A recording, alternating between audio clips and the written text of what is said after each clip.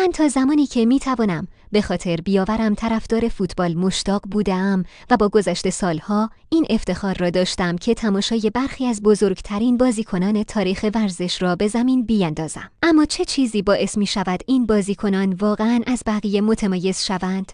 آیا این سرعت، چابکی یا مهارت‌های باور نکردنی آنها روی توپ است؟ یا چیز دیگری برای آن وجود دارد؟ من قصد دارم 5 انتخاب برتر خود را برای بهترین بازیکنان فوتبال در تمام دوران با شما به اشتراک بگذارم و هرچه با هم حساب می کنیم به شما نگاهی اجمالی می دهم که هر یک را بسیار قابل توجه می کند. این افسانه ها از کسانی که با درخشش کاملاً بر کسانی که از نسل‌ها الهام گرفتند بر تیم‌های خود مسلط شدند، این افسانه ها را در بازی زیبا نشان دادند. با شروع شمارش معکوس خود بیایید لحظه‌ای قدردانی کنیم که این بازیکنان چقدر خاص هستند. ما فقط در مورد ورزشکاران با استعداد صحبت نمی‌کنیم. ما در حال بحث در مورد مردانی هستیم که مشارکت آنها فراتر از آنچه در زمین به دست آوردند گسترش می‌یابد. آنها نمادها، الهامات و گاهی اوقات حتی سفیران فرهنگی برای کشورهای مربوطه هستند.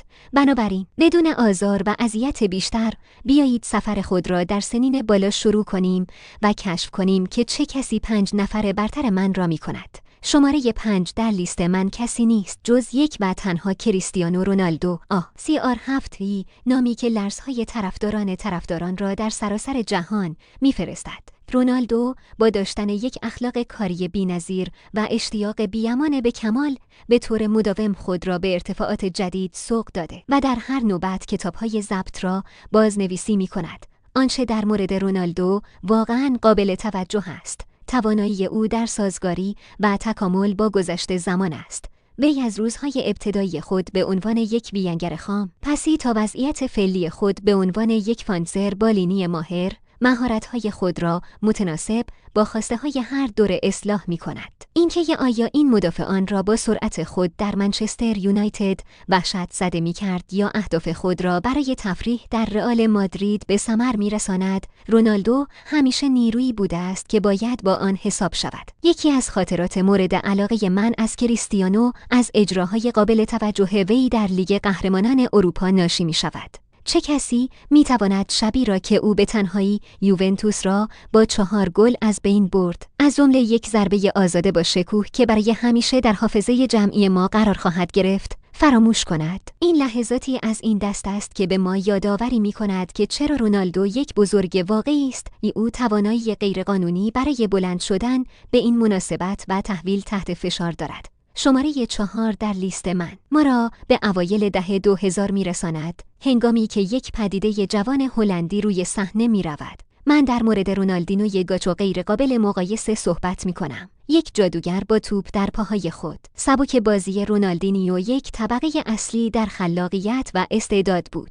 مهارت‌های دریبل زدن مبهم او باعث شد تا مدافعان در هوای نازک درک کنند، زیرا او از طریق حریفان با سهولت که با جادوگری هم مرز بود، از طریق حریفان بافته می شدند. با این حال جالبترین کیفیت رونالدینیو شادی بی‌بدیل او برای بازی است. او فوتبال بازی کرد زیرا این باعث خوشبختی او شد، یک احساساتی که در دنیای پرسرو ورزش حرفه‌ای امروز بسیار نادر است.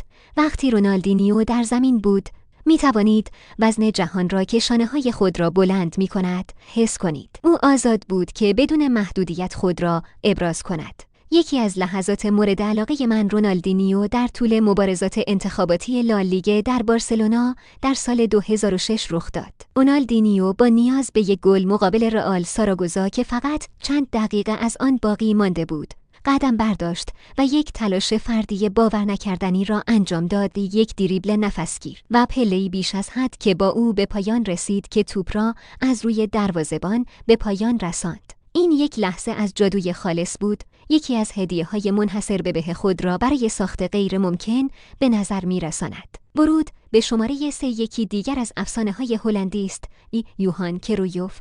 یوهانی ماسترو که بازی را برای همیشه با دیده و رویکرد ابتکاری خود به فوتبال تغییر داد. یک پیشگام واقعی. تأثیر کرویوف هنوز هم امروز میتوان احساس کرد. از سبک تیکی تاکا بارسلونا گرفته تا رویکردهای مستقیم‌تر تیم‌های امروزی. آنچه کرویوف را از هم جدا می‌کند، هوش بی‌نظیر او در زمین است. او قبل از مدروس شدن یک مدیر بازیکن بود، بی کسی که میتوانست چندین قدم جلوتر فکر کند و جریان بازی را با دقت دیکته کند. اینکه آیا او برای آژاکس بازی می‌کرد یا تیم ملی هلند را به جلال جام جهانی هدایت می‌کرد، نفوذ کرویوف همیشه احساس می‌شد. یکی از خاطرات مورد علاقه من از یوهان ناشی از اجراهای باور نکردنی او در مسابقات قهرمانی اروپا در سال 1974 است.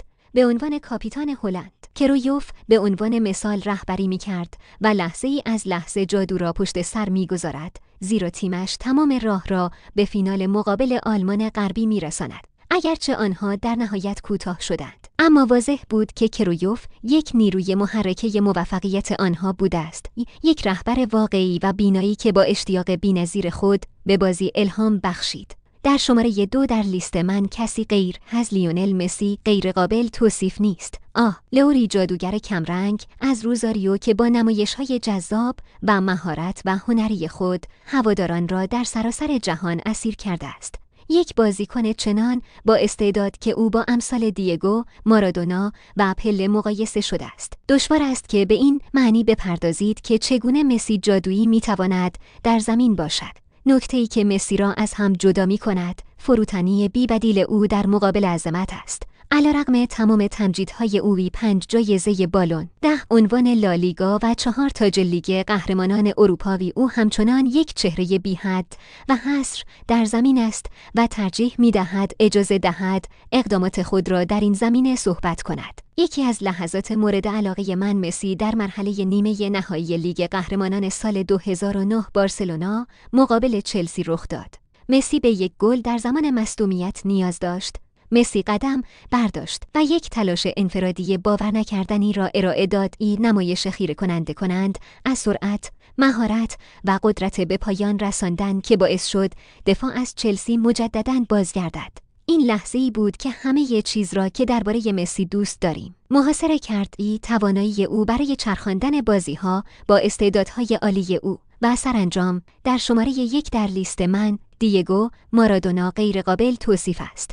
دی10 ماسترو آرژانتینی که هواداران را در سراسر جهان با شخصیت بزرگتر از زندگی خود و اجراهای برنده مسابقه در زمین اسیر کرد. بازیکنی چنان جیوه که میتواند در عرض چند ثانیه از نبوغ به فاجعه تغییر کند. مارادونا همیشه یک مبهم بود، کسی که بزرگترین خصوصیات او اغلب فراتر از درک ما بود. نکته‌ای که مارادونا را از هم جدا می‌کند، اشتیاق غیرقابل توصیف او به آرژانتین است. در طول حرفه خود، او پیراهن آلبیکلست را با غرور و افتخارآمیز از نسل‌های هواداران آرژانتینی با ارادت بی‌بدیل خود به علت ملی پوشید. اینکه آیا این به گل‌های مهم در مسابقات بزرگ می‌رسید یا به عنوان تیم خود را به عنوان مثال در زمین هدایت می‌کرد، عشق مارادونا به آرژانتین هیچ محدودیتی را نمی‌دانست. یکی از لحظات مورد علاقه من مارادونا در مرحله 1/4 نهایی جام جهانی 1986 مقابل انگلیس رخ داد.